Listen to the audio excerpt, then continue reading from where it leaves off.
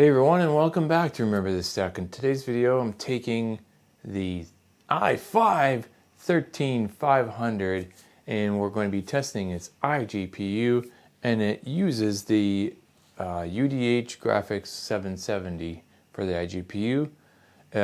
It has the same graphics architecture across the 12th and 13th gen Intel iGPUs, featuring 32 execution units, and it should boast maybe like a stronger media engine and modern drivers for this.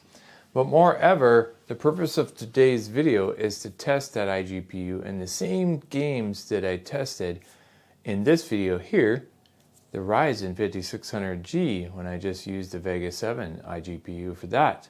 At the end of each game test, we'll show you the chart for the 13500 iGPU by itself, and then we'll compare it to see which one comes out on top. So basically this is going to be a head-to-head iGPU gaming test in 2026 to see if either of these iGPU systems are still valid or can still game in 2026.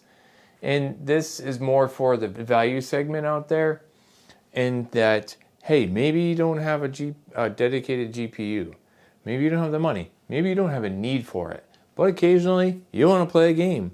So this will give you a fairly clear picture of what this iGPU can do, and maybe which one you should or shouldn't pick depending on pricing. Now both of these systems use DDR4 3600 megahertz, and you know that's the benefit right there, because DDR5 prices are through the roof. And I'm using the same power supply, the SegaTep 650 Gold on non-modular, and we're going to use a Western Digital Blue, tops out at 5,000 megabits per second. The system behind me, and we're using the Asus AYW motherboard, the B760M, and it features Wi-Fi and Bluetooth. And all these parts for the system will be linked in the description section below in case you want to check it out. I'm also using one of my favorite coolers, the ID Cooling SE224 XTS. Should be plenty of cooling power for this CPU. It doesn't pull a ton of wattage. We're going to be using an open air test bench, same thing as the Ryzen 5600G did. And we're going to compare and contrast each game, and we're going to use, or at least try to match, all of the exact same game settings as we did before. So it's a straight up head-to-head match. The battle of the iGPUs in 2026. So without further ado, let's get right into it, shall we? Come on, let's go!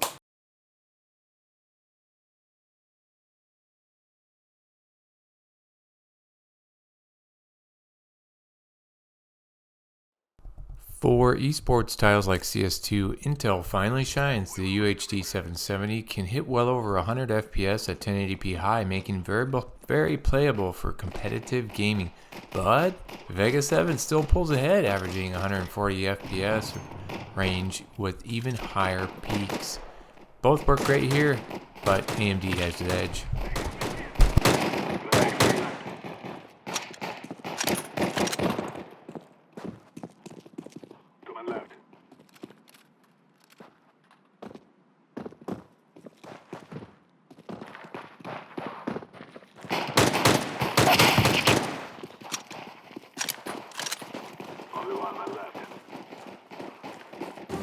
Terrorists win. Yeah. We have our revenge.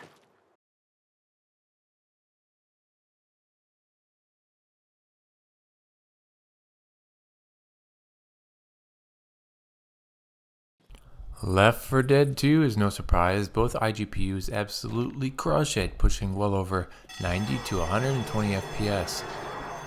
For the older Source Engine games, either setup is more than enough.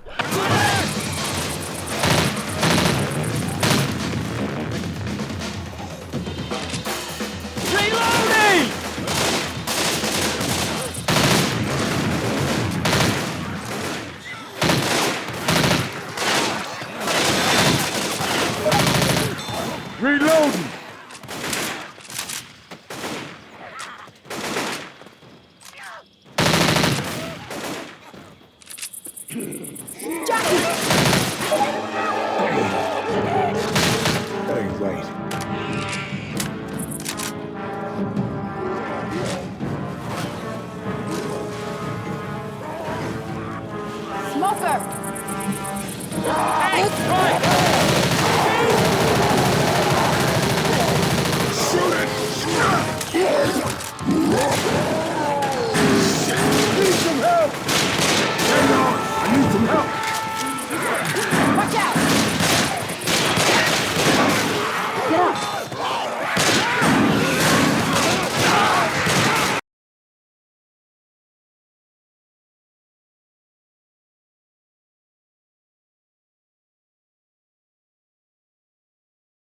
GTA 5 Legacy runs well on both systems, but AMD still holds a strong lead.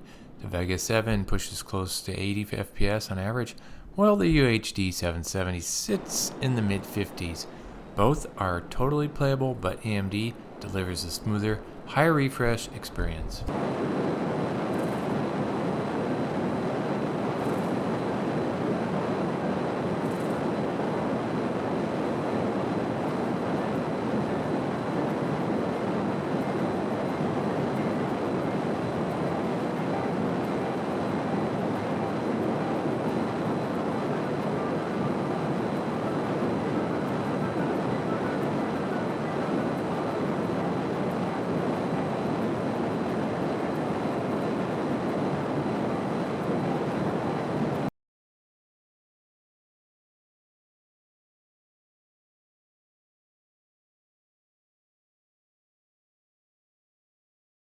Skyrim is a completely different story. The Vega 7 absolutely takes off here, averaging close to 60 FPS and feeling smooth the entire time. The UDH 770 struggles to keep up, sitting closer to the high 20s with noticeable dips. For older AAA titles, AMD's iGPU is clearly the better experience.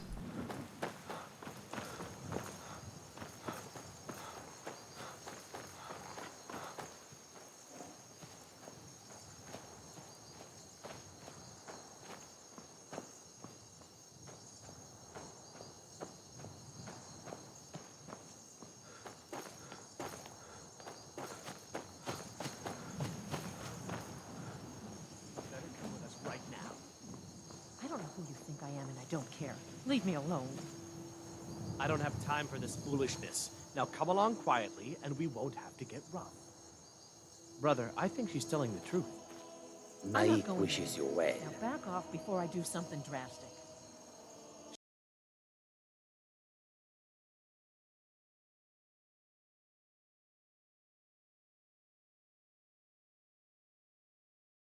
Fallout 4 shows the same pattern. The Ryzen 5600G stays in the mid 30 FPS range, while the Intel's UHD 770 drops into the low 20s with rough frame pacing. Both run the game, but Vega 7 is noticeably smoother and easier to play.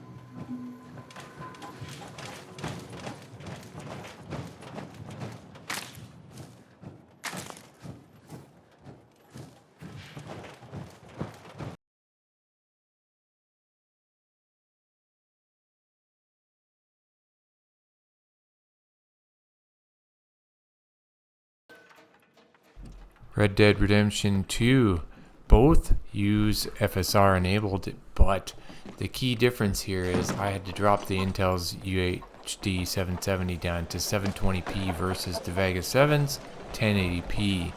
So both are playable at these different resolutions, but neither feels truly smooth. This one's basically a tie. I suppose if you drop down the Vega 7 to 720p, you get even better FPS. But depends on what you want to play it at, what resolution.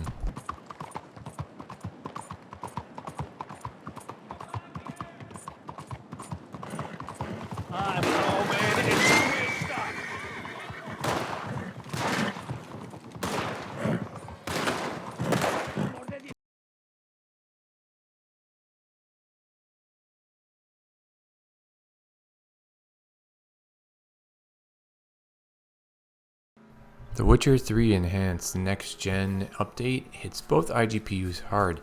Even with upscaling, performance stays in the low 20s on Intel and high teens on AMD. The only reason Intel's UHD 770 pulls ahead slightly is because I had to drop down the resolution for the UHD 770 to 720p. But honestly, this update is rough on both integrated graphics.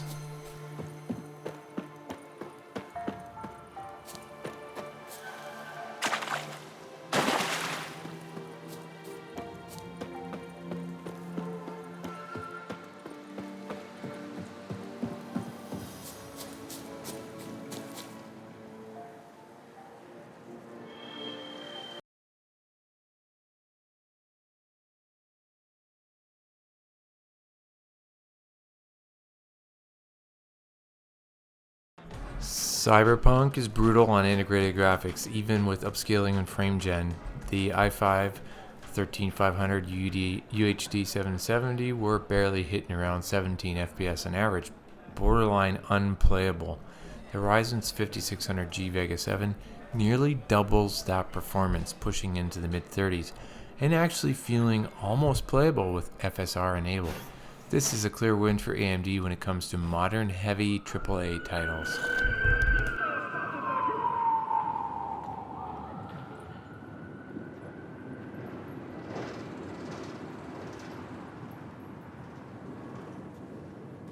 El código de hoy para el nivel de contaminación del aire es morado. Las personas mayores han de...